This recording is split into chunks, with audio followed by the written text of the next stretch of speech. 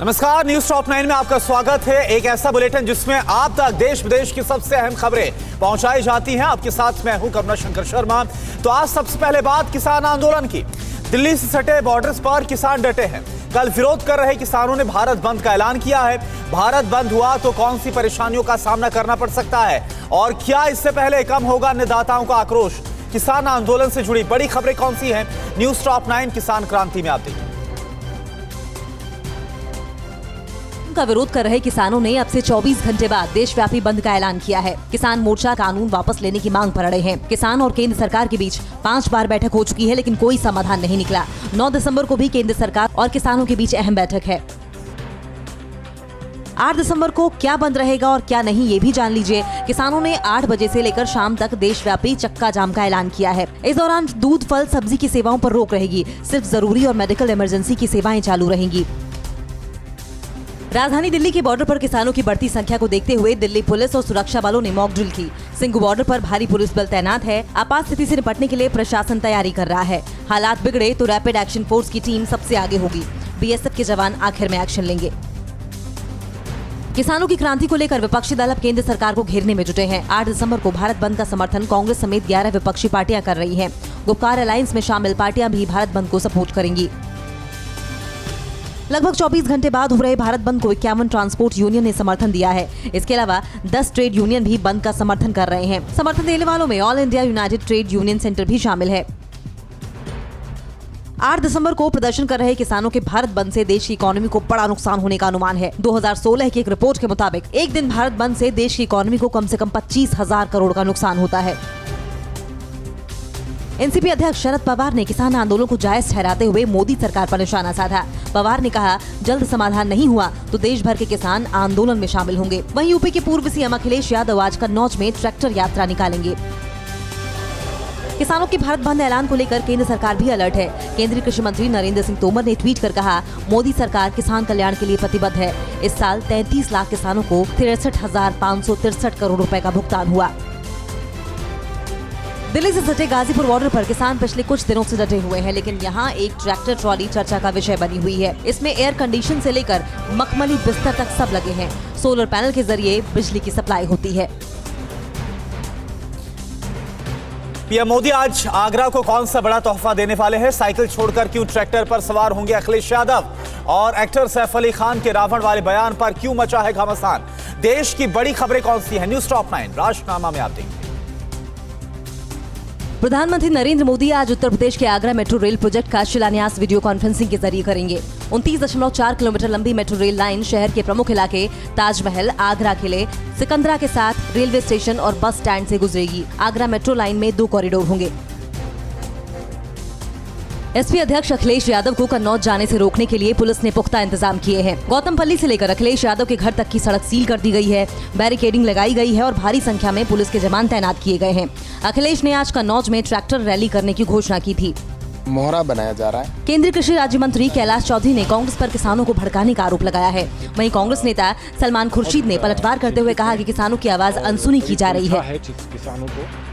दिल्ली में चल रहे किसान क्रांति को खिलाड़ियों का भी समर्थन मिल रहा है। खबरें हैं कि राष्ट्रीय पुरस्कार से सम्मानित करीब 30 खिलाड़ी राष्ट्रपति रामनाथ कोविंद से मिलेंगे और अपने पुरस्कार वापस करेंगे।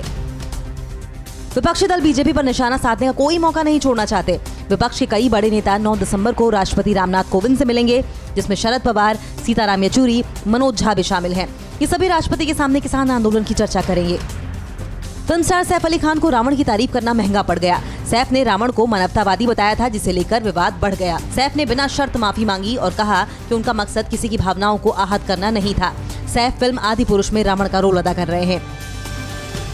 जम्मू कश्मीर में डीडीसी चुनाव के चौथे चरण की वोटिंग आज हो रही है। इस बीच बांदीपोरा के बानकोट के बीडीसी चेयरमैन बशीर अहमद बाबा का मतदाताओं को वोट के बदले पैसे देने की तस्वीर वायरल हुई है। बीजेपी उम्मीदवार नाहिद कमर ने चुनाव आयोग से चुनाव रद्द कर दोबारा चुनाव कराने की मांग की है। बीजेपी के राष्ट्रीय अध्यक्ष जेपी नड्डा ने डोनाल्ड ट्रंप की हार पर निशाना साधा है। नड्डा ने कहा कि ट्रंप कोरोना महामारी से लड़ने के सही इंतजाम नहीं कर पाए और इसलिए हारे, जबकि भारत में पीएम मोदी ने सही वक्त पर कड़े फैसले लिए, जिसमें देशव्यापी लॉकडाउन भी शामिल है। वाराणसी की जानकी घाट पर हुए नाव हादसे में 2 लोग गंगा में लापता हो गए। नाव में सवार कुछ लोग बीच गंगा में सेल्फी ले रहे थे, तभी नाव का बैलेंस बिगड़ा और हादसा हो गया। हादसे के वक्त नाव में 9 लोग सवार थे। घाट पर मौजूद मल्लाहों ने 7 लोगों को बचा लिया। पश्चिम बंगाल में अब किस मंत्री ने ममता के खिलाफ बगावती बोल बोले हैं? बीजेपी ने मिशन बंगाल को लेकर क्या नया प्लान बनाया है? यूपी के किस जिले में लव जिहाद मामले में हुई गिरफ्तारी और पीलीभीत के गांव में क्यों खौफ में जी रहे हैं लोग? राज्यों से जुड़ी बड़ी खबरें कौन सी है? न्यूज टॉप 9 देश प्रदेश में आप। पश्चिम बंगाल में ममता सरकार के खिलाफ एक और मंत्री ने बगावती तेवर दिखाते हुए सरकार के लिए मुश्किल खड़ी कर दी है। वन मंत्री राजीव बनर्जी ने कहा है कि पार्टी नेतृत्व से करीबी रिश्ते रखने वालों को ही अहमियत दी जाती है, जबकि मेहनती कार्यकर्ताओं को दरकिनार किया जाता है। बीजेपी मिशन पश्चिम बंगाल में पूरी ताकत से लगी है। बीजेपी के राष्ट्रीय अध्यक्ष जेपी नड्डा कल कोलकाता के दौरे पर जाने वाले हैं। जेपी नड्डा कोलकाता में बीजेपी के चुनाव कैंपेन ऑफिस का उद्घाटन करेंगे। बीजेपी कार्यकर्ता राज्य में मिल रहे समर्थन से उत्साहित हैं। पश्चिम बंगाल में मार्च में होने वाले चुनाव से पहले ही बीजेपी ने सीए का मुद्दा उठा दिया है। राज्य के बीजेपी प्रभारी कैलाश विजयवर्गीय ने कहा कि जनवरी से शरणार्थियों को नागरिकता देने की प्रक्रिया शुरू हो जाएगी। ममता सरकार की नीतियों से देश की आंतरिक सुरक्षा पर खतरा है। 8 जिलों की डेमोग्राफी ही बदल दी गई है। तूफान बुरेवी से पुदुचेरी में हुए नुकसान का जायजा लेने के लिए आज केंद्रीय टीम प्रभावित इलाकों का दौरा करेगी। पुदुचेरी के सीएम वी नारायणसामी ने तूफान पीड़ितों की तत्काल मदद के लिए 100 करोड़ की रकम मांगी है। नारायणसामी के मुताबिक तूफान से राज्य को 400 करोड़ का नुकसान हुआ है। यूपी के मुरादाबाद में लव जिहाद का पहला केस दर्ज किया गया है। जबरन धर्म परिवर्तन कराने के मामले में आरोपी राशिद की गिरफ्तारी हुई है। रजिस्ट्रार ऑफिस में शादी रजिस्टर्ड कराने पहुंचा राशिद बजरंग दल के लोगों को देखकर भाग निकला था, जिसे बाद में पकड़ लिया गया। उत्तर प्रदेश के पीलीभीत के माधो तोंडा गांव में लोग बाघ के खौफ के साए में जीने को मजबूर हैं। पीलीभीत टाइगर रिजर्व की बराही रेंज से एक बाघ बीते 10 दिनों से गांव में घुस आया है। वन विभाग की 10 टीमें गांव में बाघ को पकड़ने में लगी हैं। जगह जगह कैमरे लगा दिए गए हैं। मध्य प्रदेश के मुख्यमंत्री शिवराज सिंह चौहान आज तमिलनाडु के तूतीकोरन में वेल यात्रा में शामिल होंगे। 1 महीने से चल रही बीजेपी की वेल यात्रा का समापन होगा। 21 नवंबर को गृह मंत्री अमित शाह भी इस यात्रा में शामिल हुए थे। वेल यात्रा भगवान मुरुगन के 6 प्रमुख मंदिरों से निकाली गई है। मध्य प्रदेश के मंडला में नवजात बच्चों की मौत को लेकर कांग्रेस विधायक डॉक्टर अशोक मरसकोले ने अस्पतालों के बीमार सिस्टम को लेकर सवाल उठाए हैं। विधायक के मुताबिक इस साल 1 अप्रैल से 30 नवंबर तक 298 नवजात की मौत हो चुकी है। नोएडा के फेज 2 के सेक्टर 88 में मुठभेड़ के दौरान एक नामी बदमाश घायल होने के बाद पकड़ा गया। चेकिंग के दौरान रोकने पर बदमाश और पुलिस के बीच मुठभेड़ हुई। पकड़े गए बदमाश सूरज मंडल पर चोरी समेत कई मामले दर्ज हैं। पुलिस ने चोरी की मोटरसाइकिल और कई कारतूस बरामद किए। दुश्मनों पर नजर रखने के लिए चीन ने आसमान में क्या तैयारी की है? साउथ चाइना सी में चीन को चुनौती देने के लिए जापान का आखिर प्लान क्या है? चीन ने कहां पर बसाए नए गांव? आप देखिए न्यूज टॉप 9 चालबाज चीन पाक में। अपने दुश्मनों की जासूसी के लिए चीन में अर्थ ऑब्जर्वेशन सैटेलाइट लॉन्च किया गया है। गाओफेन 14 नाम का ये सैटेलाइट दुनिया के किसी भी हिस्से में जमीनी वस्तुओं की हाई रेजोल्यूशन तस्वीरें लेने में सक्षम है। भारत अमेरिका से बढ़ते खतरों से निपटने के लिए चीन इसका सैन्य उपयोग कर सकता है। अपने चंद्रयान मिशन चांग-ई 5 की कामयाबी के बाद चीन ने अमेरिका समेत अपने दुश्मन देशों को धमकी दी है। चीन ने कहा है कि अंतरिक्ष में उसकी कामयाबी टेक वॉर 2 की सूरत में उसे बढ़त दिलाएगी। अमेरिका ने हाल ही में चिंता जताई थी कि चीन अंतरिक्ष में उसके सैटेलाइट पर पर्ल हार्बर जैसा हमला कर सकता है। समंदर में मिलती चुनौती को देखते हुए चीन एक्शन में है। पीएलए के eastern theatre command naval aviation ने लाइव ड्रिल कर अपनी ताकत दिखाई। इस लाइव ड्रिल में सबमरीन वॉरफेयर एयरक्राफ्ट भी शामिल हुए। ताइवान के सबमरीन फ्लीट बनाने के ऐलान के बाद चीन ने ये लाइव ड्रिल की है। साउथ चाइना सी में चीन की दादागिरी को लगातार चुनौती मिल रही है। अब जापान साउथ चाइना सी में अमेरिका और फ्रांस के साथ युद्धाभ्यास करेगा। अगले साल अमेरिका और फ्रांस की नेवी के साथ जापान अपने एक द्वीप के नजदीक युद्धाभ्यास करेगा। समंदर में जोरदार रक्षा तैयारियों के चीन के दावों की पोल खुल गई है। एक रिपोर्ट में खुलासा हुआ है कि साउथ चाइना सी में चीन ने जो आइलैंड बसाया है, वहां से किसी सैन्य मिशन को अंजाम नहीं दिया जा सकता। चीन ने इस द्वीप पर मिलिट्री और एयरफोर्स के लिए बेस बनाया है।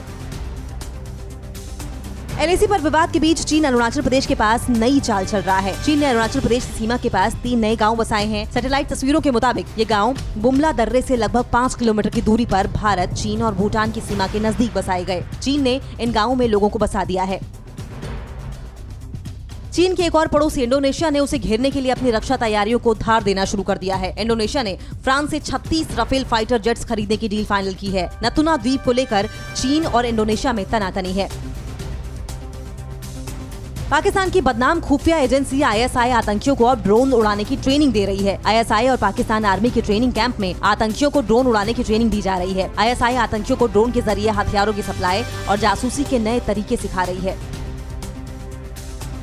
कोरोना से पूरी दुनिया की इकोनॉमी को ध्वस्त करने के बाद चीन ने दावा किया है कि उसकी अर्थव्यवस्था तेजी से आगे बढ़ रही है। चीन का दावा है कि 2021 में उसकी अर्थव्यवस्था की ग्रोथ रेट 8% रहेगी। कोरोना के कारण इस साल चीन की इकोनॉमी में 6.8% तक की गिरावट दर्ज की गई। इजराइल ने अब ईरान के खिलाफ कहां पर खुला नया मोर्चा? हाइपरसोनिक मिसाइल पर ट्रंप का नया दावा आखिर क्या है? बेलारूस में क्यों नहीं थम रहा विरोध प्रदर्शन? आप देखिए तमाम बड़ी खबरें news top 9 war alarm. Israel ने एक बार फिर सीरिया में ईरान समर्थक आतंकियों पर एयर स्ट्राइक की है। इस एयर स्ट्राइक में 19 आतंकियों की मौत हुई। मारे गए आतंकियों में ज्यादातर पाकिस्तानी थे। इजराइल सीरिया में लगातार ईरान समर्थक आतंकी गुटों को निशाना बना रहा है। ईरान की सेना ने दावा किया है कि परमाणु वैज्ञानिक मोहसिन फखरीजादेह की हत्या में ऐसी गन का इस्तेमाल हुआ है जिसे सैटेलाइट से कंट्रोल किया जा रहा था। आर्मी के दावे के मुताबिक ऑटोमेटिक गन एक कार में रखी हुई थी। 27 नवंबर को तेहरान में फखरीजादेह की हत्या कर दी गई थी।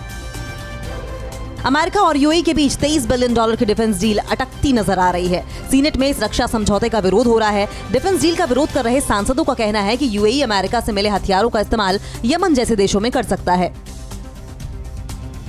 ग्रीस ने तुर्की पर दूसरे देशों की जमीन कब्जाने का आरोप लगाया है। ग्रीस ने कहा है कि तुर्की फौज के दम पर अपने पड़ोसी मुल्कों की जमीन कब्जा रहा है।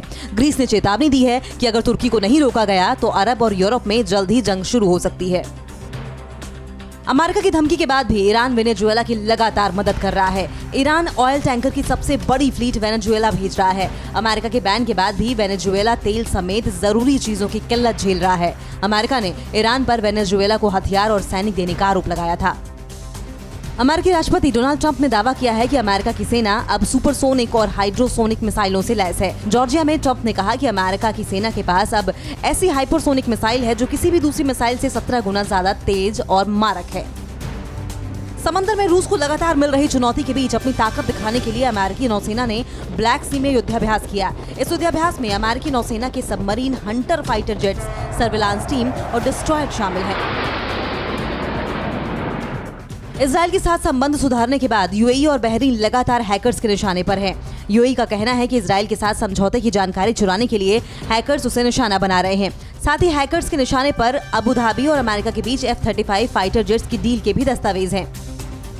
बेलारूस में राष्ट्रपति अलेक्जेंडर लुकाशेंको के खिलाफ विपक्ष का सड़क पर प्रदर्शन जारी है। सरकार के बैन के बाद भी भारी तादाद में प्रदर्शनकारी सड़क पर उतरकर अलेक्जेंडर लुकाशेंको के इस्तीफे की मांग कर रहे हैं।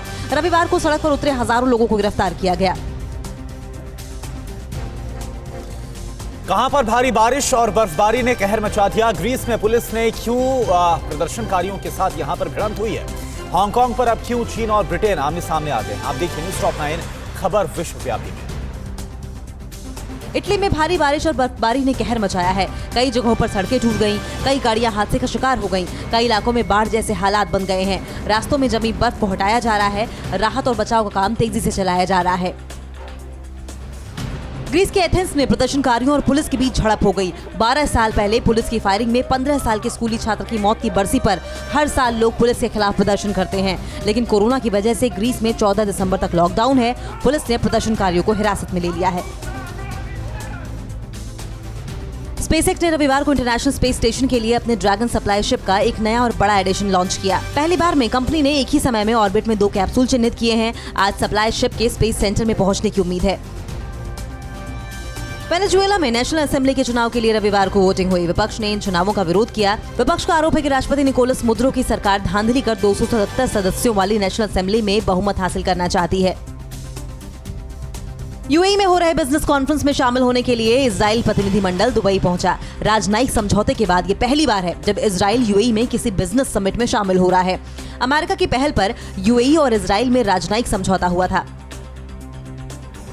ईरान के supreme leader ayatollah Ali Khamenei ने अपने बेटे मुज्तबा खमनेई को अपनी पावर ट्रांसफर कर दी। खराब सेहत के कारण आयतुल्ला अली खमनेई ने अपने बेटे को अपनी शक्तियां ट्रांसफर की। दावा किया जा रहा है कि खराब सेहत की वजह से उन्होंने राष्ट्रपति हसन रूहानी के साथ अपनी मीटिंग भी रद्द कर दी। ब्रिटेन की तरफ से हांगकांग के निवासियों को ज्यादा पासपोर्ट दिए जाने पर चीन ने नाराजगी जताई है। चीन ने कहा कि ब्रिटेन हांगकांग में राजनीतिक हस्तक्षेप कर रहा है। ब्रिटेन ने 1997 के बाद इस साल हांगकांग के लोगों को सबसे ज्यादा 2 लाख पासपोर्ट जारी किया है। अमेरिकी स्टेट डिपार्टमेंट ने चीन की कम्युनिस्ट पार्टी से सुरक्षा को भारी खतरे की आशंका जताई है। स्टेट डिपार्टमेंट का कहना है कि चीन अमेरिका के फाइनेंशियल मार्केट और निवेशकों को भारी नुकसान पहुंचा सकता है। अमेरिका ने 80 ऐसी कंपनियों की लिस्ट जारी की है जो चीन से जुड़ी और जिनमें अमेरिका के लोग निवेश कर रहे हैं। लंदन में भारत के खिलाफ पाकिस्तान की शय पर खालिस्तानी आतंकियों की बड़ी साजिश की तस्वीर सामने आई है। खालिस्तानी आतंकी परमजीत सिंह पम्मा के नेतृत्व में भारतीय उच्चायोग के सामने प्रदर्शन किया। TV9 भारतवर्ष राष्ट्र विरोधी ऐसी साजिश और किसी भी प्रोपेगेंडा की कड़ी निंदा करता है। कोरोना वैक्सीन को लेकर दुनिया के लिए सबसे बड़ी खुशखबरी आखिर क्या आई है? भारत में फाइजर के बाद अब किस दवा कंपनी ने सरकार से वैक्सीन के इस्तेमाल की अनुमति मांगी है और कहां पर पीपीई किट में दूल्हा दुल्हन ने 7 फेरे लिए? कोरोना से जुड़ी बड़ी खबरें कौन सी हैं इस वक्त की? आप देखिए न्यूज़ टॉप 9 वैक्सीन रिपोर्ट में। ब्रिटेन में कल से लोगों को कोरोना वैक्सीन लगाने का काम शुरू होगा। 94 साल की क्वीन एलिजाबेथ को पहला वैक्सीन लगाया जाएगा। सरकार ने कुछ दिन पहले अमेरिकी दवा कंपनी फाइजर और जर्मन कंपनी बियोनटेक वैक्सीन के इस्तेमाल की मंजूरी दी थी। वैक्सीन के साइड इफेक्ट होने पर सरकार लोगों को मुआवजा देगी। ब्रिटिश कंपनी फाइजर के बाद अब सीरम इंस्टीट्यूट ऑफ इंडिया ने कोरोना वैक्सीन के इस्तेमाल की अनुमति भारत सरकार से मांगी है। टीके के इस्तेमाल की मंजूरी की मांग करने वाली सीरम देश की पहली स्वदेशी कंपनी बन गई है। सीरम ऑक्सफोर्ड एस्ट्राजेनेका के साथ मिलकर वैक्सीन कोविशील्ड बना रही है। भारत में रूस से पहुंची कोरोना वैक्सीन स्पुतनिक वी के ट्रायल दूसरे फेज में रविवार को पुणे में 17 लोगों को कोरोना वैक्सीन की डोज दी गई। जिन्हें टीका लगाया गया है वो सभी अगले कुछ दिनों तक निगरानी में रहेंगे। रूस भारत को वैक्सीन की 10 करोड़ खुराक देगा। अमेरिकी राष्ट्रपति डोनाल्ड ट्रंप ने कहा कि कोरोना की वैक्सीन बस आने ही वाली है। कोरोना वैक्सीन पर तेजी से काम के लिए उनकी सरकार को कुछ श्रेय मिलना चाहिए। ट्रंप सरकार में स्वास्थ्य सचिव ने जो बाइडेन की कोरोना वैक्सीन को लेकर बनाई योजना में कमी को सिरे से खारिज किया।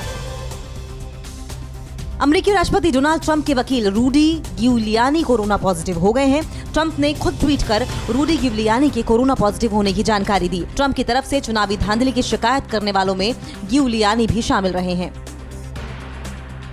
पाकिस्तान में कोरोना से निपटने के इमरान सरकार के दावे झूठे साबित हो रहे हैं। पेशावर में ऑक्सीजन सिलेंडर नहीं मिलने से 7 कोरोना संक्रमित मरीजों की मौत हो गई। बढ़ती ठंड से पाकिस्तान में कोरोना संक्रमण और तेजी से बढ़ने की आशंका जताई गई है। भारत में भी कोरोना की वैक्सीन बनाने के और उसकी ट्रायल की प्रक्रिया अंतिम दौर में है। इस बीच देश में पिछले 4 महीने में पहली बार कोरोना के बढ़ते नए मामलों में कमी आई है। स्वास्थ्य मंत्रालय के मुताबिक रविवार तक एक्टिव केसों की संख्या 4,03,248 है, जबकि 21 जुलाई को 4,02,529 थी। दिल्ली में कोरोना की तीसरी लहर कमजोर पड़ती नजर आ रही है। पॉजिटिविटी रेट घटकर 3.65% पहुंच गया है। रविवार को दिल्ली में कोरोना के 2,706 नए केस सामने आए, जबकि 69 मरीजों की मौत हो गई। अब तक करीब 10,000 लोगों की मौत हो चुकी है। राजस्थान के 12 के शाहाबाद में दुल्हन के कोरोना पॉजिटिव होने के बाद भी जोड़े ने सभी सरकारी गाइडलाइंस का पालन करते हुए शादी रचाई। दूल्हा दुल्हन पीपीई किट पहनकर कोविड सेंटर में शादी रचाने पहुंचे। पहले से ही शादी की पूरी व्यवस्था होने के कारण दोनों पक्षों ने शादी को टालने से मना कर दिया।